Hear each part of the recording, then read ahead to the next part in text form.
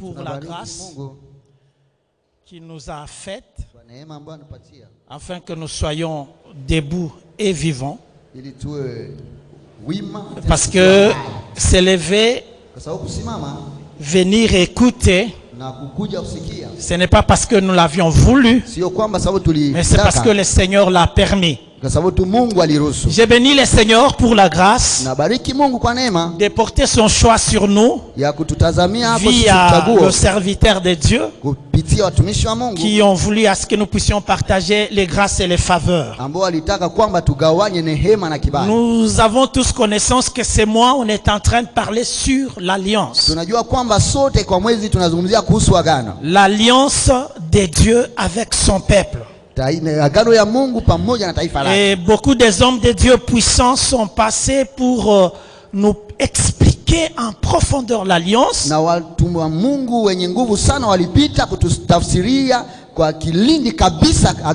Et quand on m'avait pointé pour parler à ce sujet, je commençais à me dire, mais qu'est-ce que je vais dire? Alors ce soir, je vais m'introduire. Et je voudrais que vous me suivez mot à mot par rapport à ce que je dirais. Ces éléments-là vont nous être utiles le vendredi et le dimanche. Ce sont des bases qu'on est en train de poser par rapport à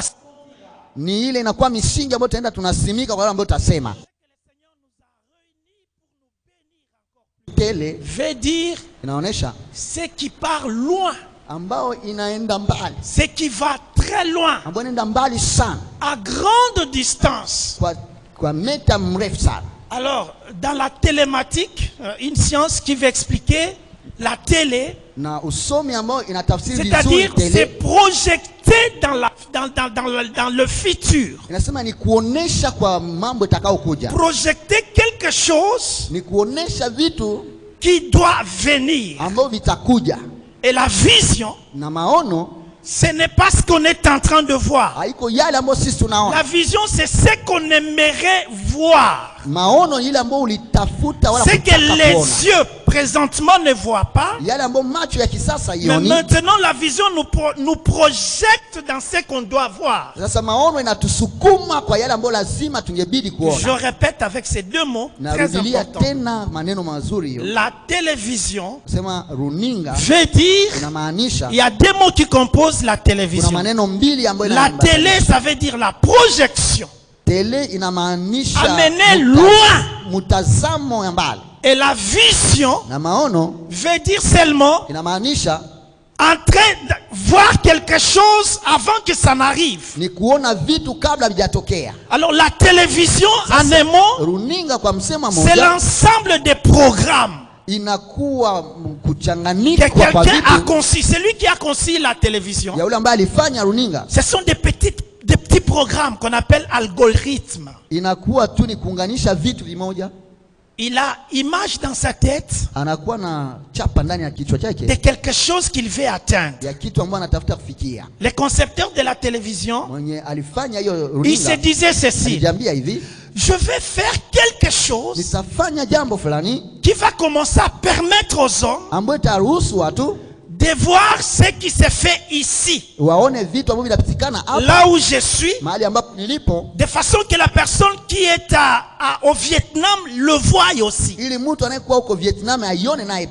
Ça, c'est l'image. Mais dans l'esprit, il voulait préparer déjà d'avance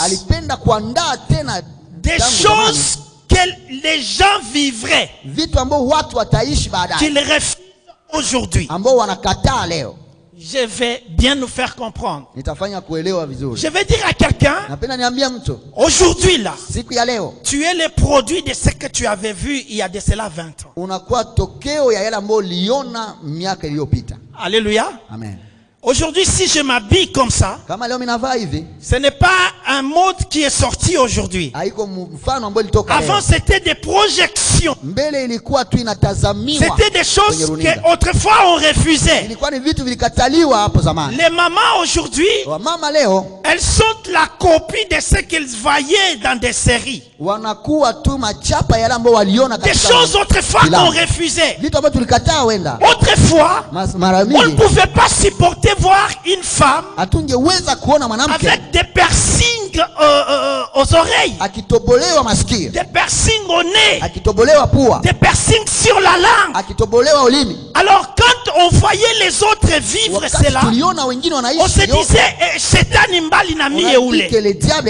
alors maintenant la télévision, elle est là, elle t'a permis d'accepter ces choses. Une fois quand tu les voyais, tu changeais même des chaînes. Mais au fur et à mesure que cette image se répète à la télé, tu commences à les tolérer. Et au fur et à mesure que tu les tolères, demain tu dis que je vais un peu essayer ces mots-là. Est-ce que quelqu'un est avec moi là? Nous devenons ce que nous avions refusé hier. Nous devenons ce qu'on nous avait montré. Les choses qu'on ne connaissait pas, la télévision a permis de nous l'amener. Et au finish, nous devenons ces choses. Est-ce que quelqu'un est avec moi là? Je suis en train de partir pour venir nous faire comprendre qu'est-ce qu'est la vision. Quand Abraham a vu une vision, que réellement Abraham a vu, c'est le secret de comprendre mieux l'alliance. Alléluia. Amen. Alléluia. Amen. J'ai parlé de la télévision, de la vision d'Abraham. Je ne touche pas d'abord Abraham. Je nous touche nous-mêmes.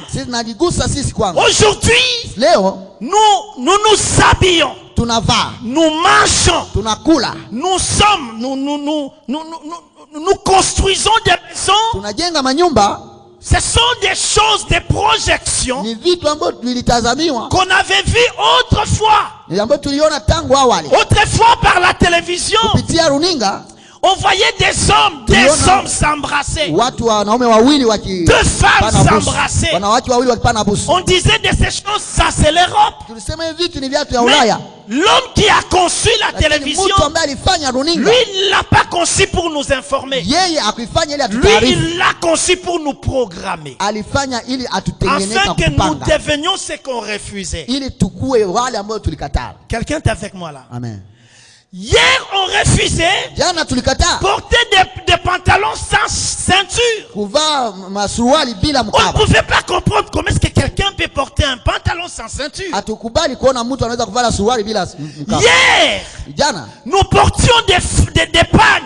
On refusait qu'une maman soit en Jeep. On se disait, mais t'as quoi toi, maman va les tout Jeep. On se disait, qu'est-ce que ça va se faire? Alors, l'homme qui a conçu la télé, lui, il nous amène quelque part.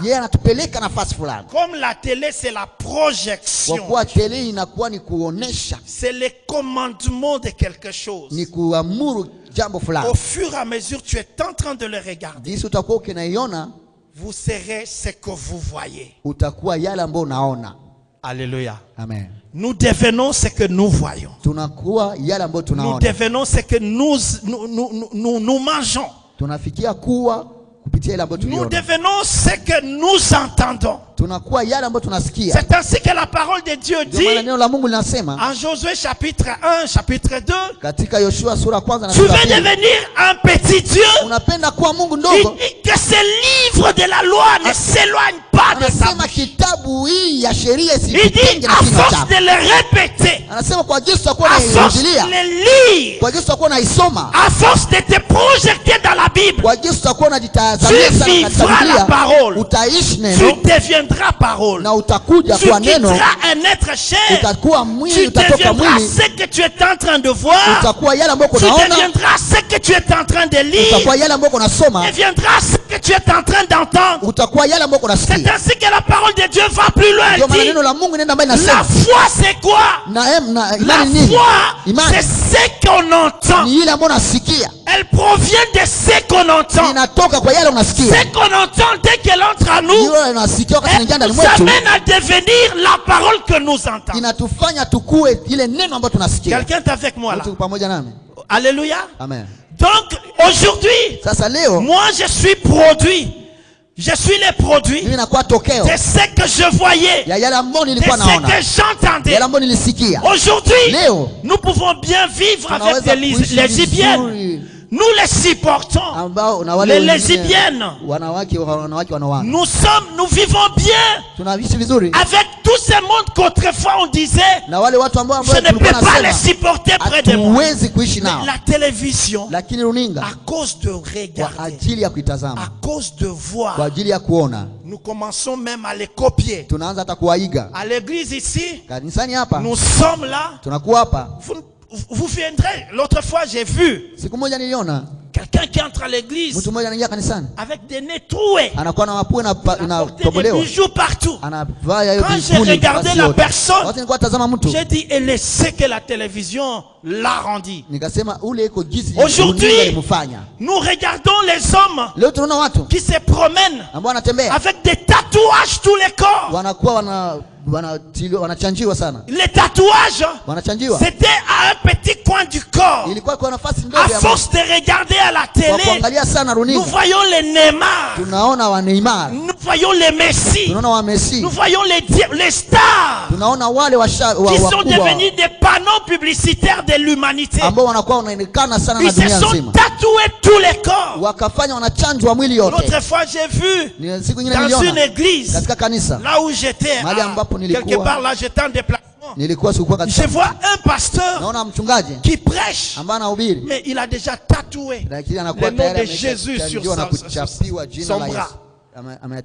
Il a porté une manche courte. Il a fait un tatouage des noms de Jésus et mon Seigneur. Quand je l'ai vu, j'ai dit il est victime de la télé.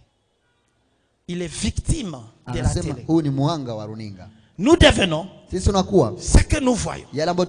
En fait, pour bien comprendre là où je veux nous amener, qu'est-ce que l'image? Qu'est-ce que la télévision? Qu'est-ce que la vision? Si nous entrons à Osée, oui, Joël plutôt. Joël chapitre 2. Le verset 28. Quelqu'un peut nous faire la lecture pour que je m'introduise très bien. Vous comprenez là où nous allons et comprendre l'alliance au fait c'est quoi. Quelqu'un peut nous lire Joël chapitre 2, le verset 28. Il n'y a pas un lecteur s'il vous plaît? Amen.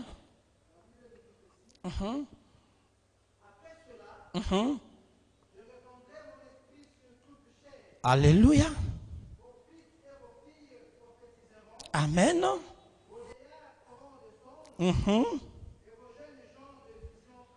Alléluia. Nous acclamons cette parole de Dieu. Oh, acclame la parole de Dieu. Soyez vivants, soyez vivants. Après cela, Dieu dit ceci. Comprenez ce que c'est la vision. Après cela, je répandrai de mon esprit sur toute chair. Je répandrai de mon esprit. Ça c'est Dieu qui est en train de dire. Il dit vers la fin du temps, moi Dieu, je répandrai mon esprit sur toute chair. Vos fils et vos filles prophétiseront. Il dit vos jeunes gens auront des visions. Mais les vieillards auront des visions. Mais les jeunes filles et les jeunes gens, il dit, ils auront aussi des visions. Ils prophétiseront aussi. Donc je vais dire par là que la vision n'est que les conséquences d'un esprit qui habite dans une personne. Tu ne peux jamais avoir la vision. Tu ne peux jamais prophétiser si un esprit n'est pas répandu sur toi. Dieu dit ceci. Il dit, je répandrai de mon esprit. Pour voir la vision, il faut que mon esprit soit sur toi. Donc je comprends par là, la vision est liée à un esprit. Est-ce que quelqu'un est avec moi là? La vision, elle est liée à un esprit. Les songes sont liés à un esprit. Dieu dit ceci, pour voir des visions de Dieu, je répandrai de mon esprit. Sans mon esprit, vous ne verrez pas de songes, vous ne verrez pas de visions. Alors je comprends par là, la télévision, c'est aussi la programmation d'un esprit. Lorsque Abraham, la Bible me dit, en Genèse chapitre 15, nous prenons le premier verset. La Bible dit, Dieu lui apparaît en vision. Donc ce n'était pas normal, mais c'était en vision. Dieu vient traiter l'alliance avec Abraham en vision. Alléluia. Amen. Ce n'était pas en chair. Marie, l'ange lui est apparu en vision. Donc, nous allons comprendre quelque chose, que l'esprit est plus grand que le corps. Alléluia. Amen. L'esprit humain est plus grand que le corps. L'esprit de l'homme comprend mieux que les oreilles physiques. L'esprit humain sait appréhender des choses plus que notre intelligence physique. C'est ainsi que Dieu, pour se révéler à quelqu'un, il passe toujours par la vision pour parler à son esprit. L'esprit qui va dicter à son corps ce qu'il doit devenir et ce qu'il doit faire. Quelqu'un est avec moi là? Je dis, ce sont des bases que je suis en train de poser pour bien nous comprendre l'évangile. Dieu n'était pas sorti à Paris à Marie physiquement comme ça. Dieu n'était pas à Paris à Joseph physiquement comme ça. Il a utilisé les corps les plus spéciaux, le véritable corps de l'homme qui n'a pas de limite comme le corps physique. Il lui est apparu en songe. Il est allé aussi à Abraham. Il lui est apparu en songe. Et la Bible dit ceci. Abraham eut une vision des choses qu'il devrait faire. L'impact de la vision. La télévision, c'est un esprit qu'on est en train de nous planter par rapport à ce que nous voyons. C'est une force de nous programmer par rapport à ce que nous deviendrons. À force de voir, à force d'entendre, la personne devient ce qu'il voit et il devient ce qu'elle entend. Alléluia. Amen. Alléluia. Amen. Aujourd'hui, nous sommes dans une guerre médiatique avec le Rwanda.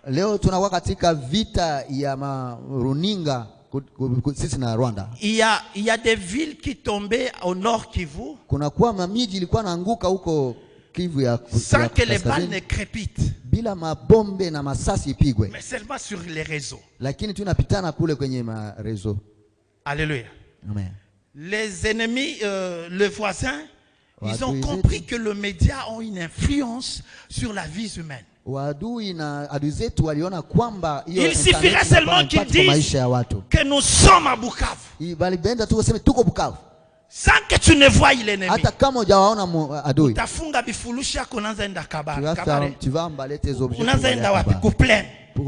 Pourquoi? Parce que je viens de lire que les rebelles sont ici. Les médias ont une influence dans nos vies. J'aurais voulu heureusement que l'ancien est là, que les anciens sont là. Je suis tellement stupéfait. Quand nous sommes dans l'église, vous allez trouver quelqu'un, pas qu'on est en train de prêcher. Lui, il est sur les chats. Alléluia. Amen. Il a mis des choses en vibraire quand le message passe. Parce que tu sais comment est-ce que le diable est malin. Il a tout canalisé sur nos smartphones. La pornographie.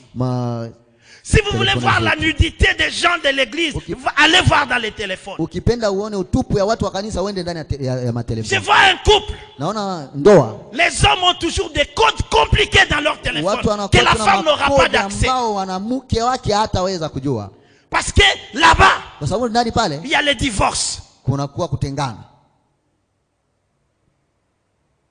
Le diable a tout canalisé sur les smartphones. L'autre fois, on est en train de chanter. On est dans la louange. Je vois quelqu'un, je ne sais pas si c'était une fille ou bien un garçon. Si je dis, elle va comprendre, elle ne va plus me saluer ici. On est en train d'adorer le Seigneur. Lui, elle chante, il chante. Il se fait selfie. Dans où c'est? Dans l'église. La programmation. On t'éloigne petit à petit de ce qui devrait être ta base. Le diable a fait quoi? Il a pris même les téléphones Android. Il a pris tout, il a centré sur ton téléphone. Toute ta vie devient smartphone.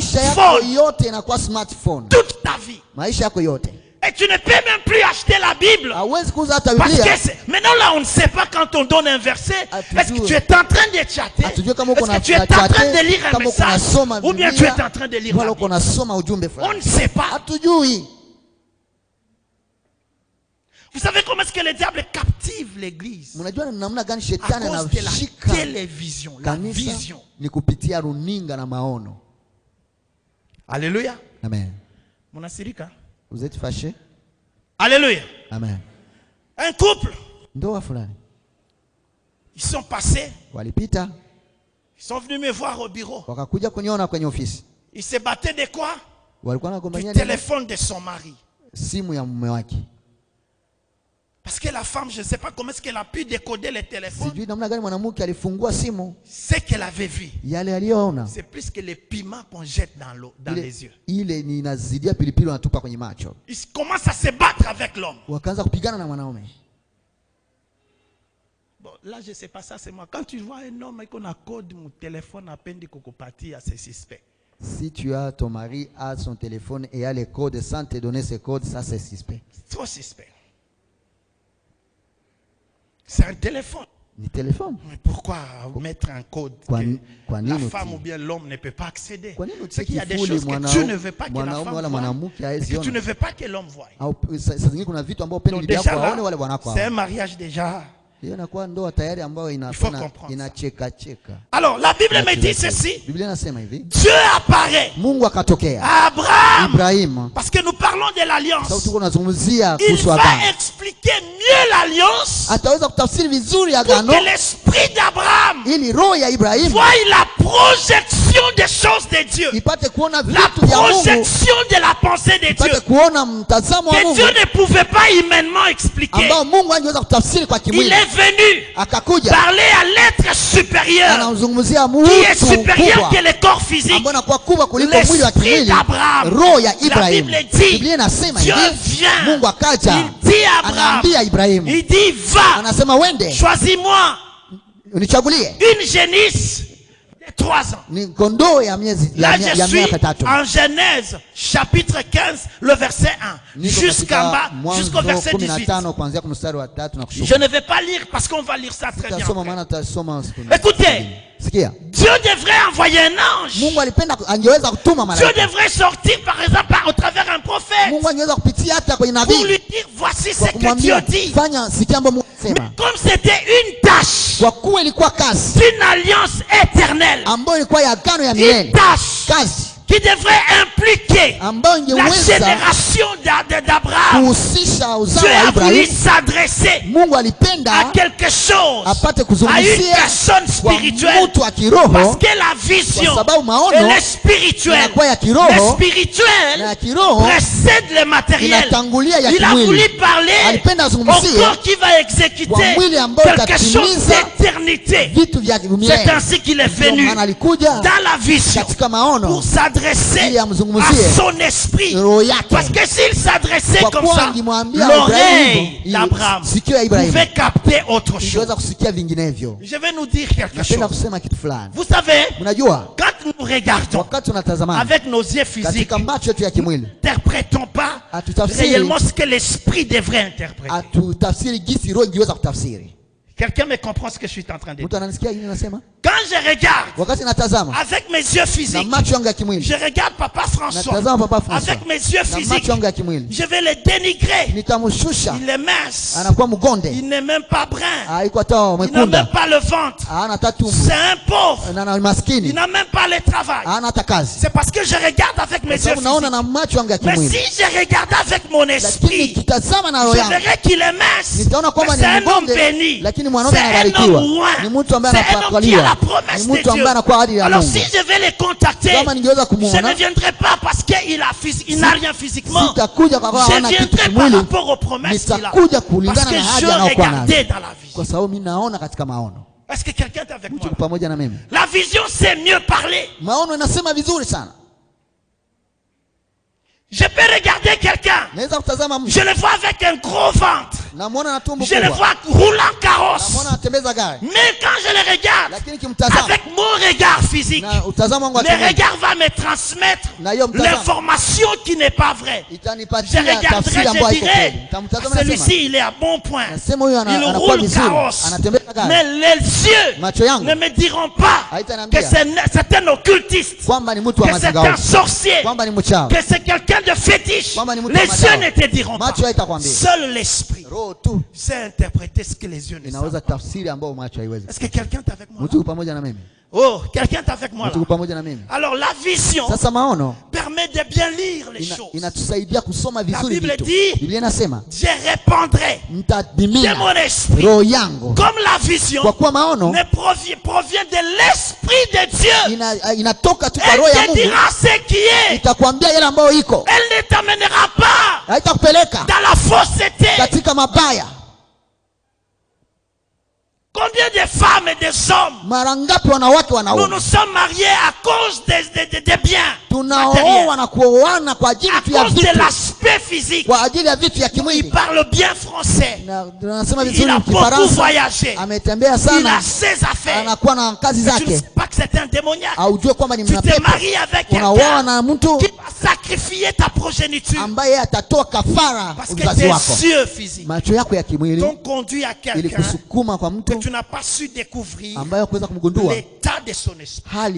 Et pour parvenir à découvrir ça, il faudra que Dieu répande sur ta chair son esprit. Alléluia. Amen. Alors la projection de la vision de la télé, c'est la programmation des esprits qui vont nous conduire à devenir ce que les penseurs ont pensé de nous, à supporter la nudité qu'on ne pouvait pas supporter. S'il y a l'impudicité aujourd'hui, la télévision et les smartphones nous l'ont fait devenir. À chaque fois nous voyons les films pornographiques. À chaque fois nous voyons des jeunes filles, des jeunes garçons qui sont dans ça. Et ils prospèrent financièrement. On se dit des choses qu'on refuse. On se dit je l'accepte. On se dit je le fais. Parce qu'on t'a projeté. On t'a téléguidé. Alors Dieu aussi, il a voulu influencer Abraham. Il a parlé à son esprit.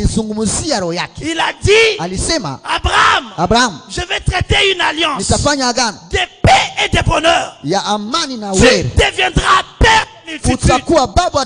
Tu seras le père de toutes les nations. Écoutez, il est en train de lui dire dans la vision.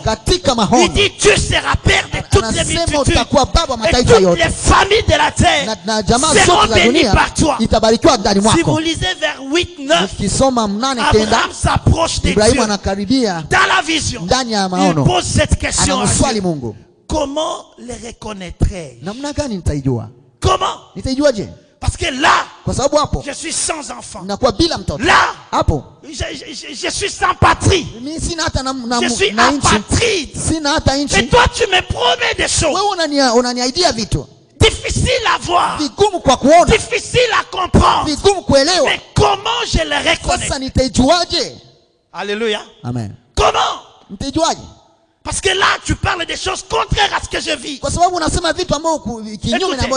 pour lui faire comprendre qu'il deviendra ce qu'il est en train de voir, Dieu lui donne 5 choses à faire. Dieu va auprès d'Abraham. Il lui dit, pour que tu sois certain que tu posséderas la terre et ta génération sera bénie. Je pose seulement les fondements de ce qu'on va parler. Pour que tu sois certain que tu seras le père des multitudes et que toutes les nations seront bénies en toi. Quand on dit père, c'est que tu seras le supérieur, c'est que tu domineras, c'est que tu conduira, et que tous les autres seront des fils. Mais pendant qu'Abraham était stérile, Abraham dit, comment je le reconnaîtrai? Dieu lui dit, va prendre une génisse de 3 ans. Génisse. Ouais. Va prendre une génisse de 3 ans. Va prendre un bélier de 3 ans. Va prendre une chèvre de 3 ans. Après tu prendras des oiseaux jeunes, une tourterelle, une colombe. Réunis-moi ces animaux et après tu vas les couper en deux. Pourquoi seulement ces animaux? Pourquoi pas les lions? Pourquoi pas l'éléphant? Pourquoi pas les girafes? Pourquoi pas les tigres? Pourquoi un génisse? Pourquoi un bélier? Pourquoi une chèvre? Pourquoi une tourterelle? Pourquoi une colombe? C'était ça le secret de la marche de l'alliance d'Abraham. Alléluia. Amen. Tous les secrets de cette alliance, tous les comportements de cette alliance, l'esprit de l'alliance était caché dans ces choses. Amen. Amen. Alléluia. Amen. L'esprit de l'alliance. La Bible me dit, lorsque Dieu parle, il s'adresse à notre esprit pour que l'esprit dicte les corps à vivre par rapport à ce que l'esprit de Dieu nous dit. Paul dit, je me discipline. Je discipline durement mon corps. Il dit pour ne pas être disqualifié par rapport à ce que j'ai entendu de Dieu. Donc Paul a entendu de Dieu d'autres choses, mais le monde autour de lui vit autre chose. Le corps a tendance d'aller là où le monde l'attire. Pourquoi? Parce que la chair elle est terre. Elle a tendance à se lier aux ambiances. Alors Paul dit ceci, pour que je ne sois pas disqualifié, je traite durement mon corps. Ça veut dire, le corps n'obéit pas, mais je l'impose à devenir ce que Dieu m'a montré. Quelqu'un est avec moi dans la conversion de Paul. Écoutez, quand Paul avait vu Jésus en vision, alléluia. Amen. Et la Bible lui dit, Jésus va voir Ananias. Il lui dit, va voir Paul. Tu lui dira ce que je lui veux. Autrement, va dire à Paul, il ne vivra plus comme lui pense, il deviendra ce que je lui dicte. Alléluia. Amen. Donc la vision, c'est la programmation à une autre vie. Il a vu Christ en vision. Il a entendu Christ en vision. Et le Seigneur va toucher quelqu'un d'autre. Va lui dire de ce qu'il souffrira pour moi. Donc c'est-à-dire que ça lui prépare déjà aux événements qui vont venir. Ce n'était pas encore présent. Parce que au présent, c'est Paul qui maltraitait. Mais dans son futur, de la destinée, c'est Paul qui sera maltraité. Le Seigneur le prépare. Il dit, va lui dire de ce qu'il souffrira. Alléluia. Amen. Donc dans les attitudes de Paul, il avait déjà commencé à préparer son corps. Il dit, je m'impose des disciplines. Parce que je dois devenir ce qu'on m'a dit. Je ne vais plus être ce que je pense que je dois. Mais je vais devenir ce que Dieu désire que je sois. Il dit, pourquoi ça? Pour que je ne sois pas disqualifié. Est-ce que quelqu'un est avec moi? Dieu peut donner une promesse et tu peux en être disqualifié. Vous n'aimez pas entendre ça? Dieu peut dire de toi, tu seras ceci. Mais si tu ne t'imposes pas de discipline pour tendre à ce que Dieu t'a dit, tu seras disqualifié. Quand Dieu donne les promesses, nous nous arrêtons à entendre. Dieu a dit, il nous bénira. Dieu a dit, il fera de nous la tête et non jamais la queue. Dieu a dit que nous serons prospères. Oui, il a dit. Est-ce que tu as demandé l'intelligence de la vision? La marche à entreprendre pour y parvenir. Ou bien tu as entendu, tu attends. Tu as entendu et tu attends. Il y a toujours un esprit qui doit te conduire. Dieu dit, va prendre une génisse. En fait, en français, c'est différent avec ce que tu es en train de dire ngombe là. Une génisse n'est pas un ngombe. Ngombe ya kijana. Voilà. Donc, haiko ngombe. Ngombe ya kijana ni ngombe. Français ndio inaisema bien. Écoute, une génisse c'est quoi? C'est un animal du race de ngombe qui a plus d'une année mais qui n'a pas encore qui n'a pas encore mis bas ayaza. Ni kusema hiyo ngombe ya gisi tunaita ya ndogo inakuwa nyama inafanana na ngombe lakini ya mwaka mmoja ambayo inakuwa bado haijazaa. Quand on parle d'une génisse, on sous-entend une critère. Wanaona hali on dit fulani. Quoi? La génisse, c'est celle qui n'a pas encore mis bas. Anasema ni ile bado haijazaa. Ya miaka 3. C'est celle qui n'a pas encore été accouplée avec beaucoup d'hommes. Ni ile ambayo hayapandwa na manyama zingine. Ni kusema hali yake de chasteté, ya utakaso, les caractères de virginité, hali yake ya ubikira, les caractères de sanctification, ya utakaso. Est-ce que quelqu'un est avec moi? Dieu le représente dans une image. Ne pars pas. Va prendre une génisse. Génisse ni ngombe mwenye haya vele haya zala. Génisse c'est encore elle a encore une notion de beaucoup de choses des mondes. Alors, Dieu donne cet exercice à Abraham. Va choisir cette génisse de 3 ans. encore déjà dans 3 ans, pour un gombe, c'est difficile qu'il ne soit pas vélé. Alors si tu trouvais cette génisse qui n'a pas encore vélé, c'est qu'elle s'est disciplinée. Alors présente-moi les caractères de cette génisse. Donc l'alliance est conçue aussi avec l'esprit des génisses. L'esprit de sanctification et d'abnégation. Vivre dans l'alliance, ce n'est pas les danses, ce n'est pas manger. C'est veiller sur ce que tu dois être. Donc, les génisses, c'était un caractère de Dieu qu'Abraham devrait prendre aussi. Alléluia. Amen. Il les pousse. Il dit, va prendre un bélier.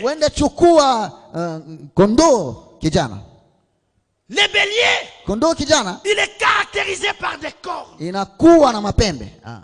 bélier, c'est un chef. Le bélier, c'est celui qui se met devant le chef, qui assure le troupe. Quand vous voyez ces troupeaux venir après, il les assure. Il compte sur ses corps.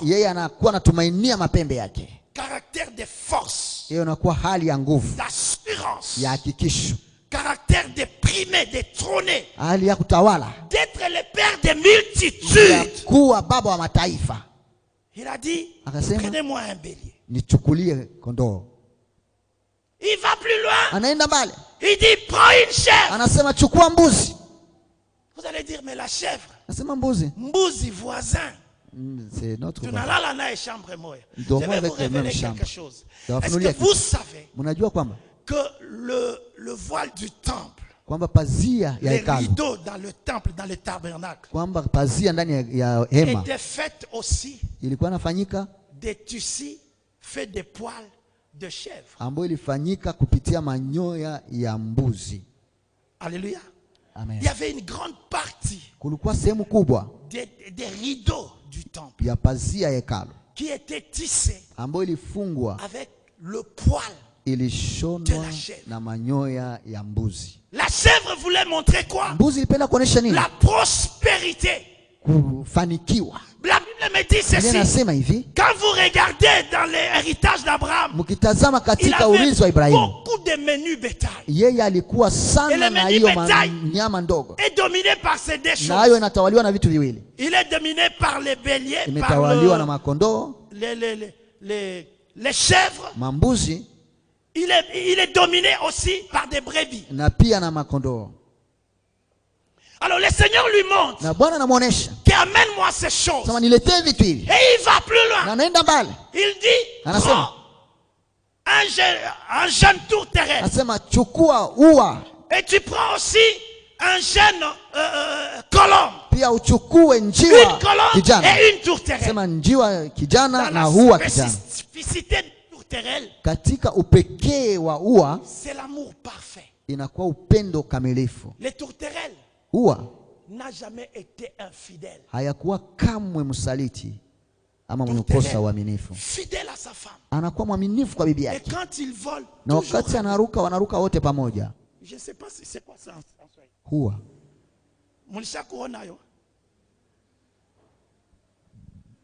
écoute, pardon? Non, ça va. Vous en avez? Vous savez? Oui. Avec les tourterelles, ils marchent toujours à deux. Quand vous mangez le mâle, la femelle doit fuir. Elle ne restera pas chez vous. Quand vous tuez la femelle, le mâle ne va plus rentrer. Il se trouve en assurance quand ils sont à deux. C'est pourquoi on a toujours en français, on dit, ah, regarde les deux tourterelles. C'est-à-dire, quand on parle des tourterelles, c'est le couple.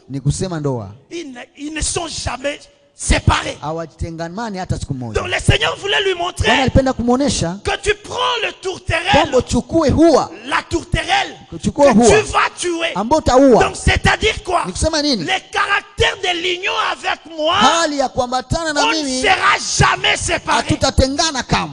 Yes. Quelqu'un est avec moi là? Amen. On sera toujours à deux. On marchera toujours à deux. Si on te sépare de moi, tu meurs. Alléluia. Amen. Il dit présentez-moi ça. Et Dieu va plus loin. Il dit prends maintenant la colombe. La colombe, on va voir plus loin. Beaucoup de caractéristiques. C'est le symbole de paix. C'est ça même le Saint-Esprit par occurrence. Saint-Esprit. La Bible dit quand Christ fut baptisé, il y a le Saint-Esprit descendant sur lui. Sous forme de quoi? Sous forme de la colombe. Le Saint-Esprit descendant. Les gens ont vu la colombe descendre. On a dit le Saint-Esprit descend. Et Dieu dit, prends une colombe. Alléluia. Amen. Alléluia. Amen. Dieu nous aidera de comprendre ces bases. L'alliance, on ne la vit pas telle que nous l'entendons. L'alliance a un esprit. L'alliance a ses bases. L'alliance a ses repères. Ces repères-là te font défaut. Tu n'es pas dans l'alliance. En hébreu, quand on parle de l'alliance, on ne l'explique pas tel que la Bible nous l'explique. Les Français nous l'expliquent. En hébreu, l'alliance, ce n'est pas je ne sais pas, un contrat qu'on signe. En hébreu, on ne signe pas une alliance. En hébreu, on coupe l'alliance. Quand vous lisez dans les Targum, on dit Abraham coupa l'alliance avec le Seigneur. C'est ainsi que nous allons voir plus loin. Même l'alliance du corps de Christ, il coupait. Il dit, ceci est mon corps. Il dit, je le brise. Il n'a pas traité avec les disciples. Est-ce que quelqu'un est avec moi là? Il a pris un pain, il a coupé. Il a dit, prenez ceci, c'est mon corps. Il a coupé. Et quand Dieu a apparu à Abraham, il dit, les choses que je t'ai montrées, coupe-les-moi. Nous allons comprendre les grands secrets et la connaissance de la révélation pour que nous vivions en alliance avec le Seigneur. Que le Seigneur vous bénisse.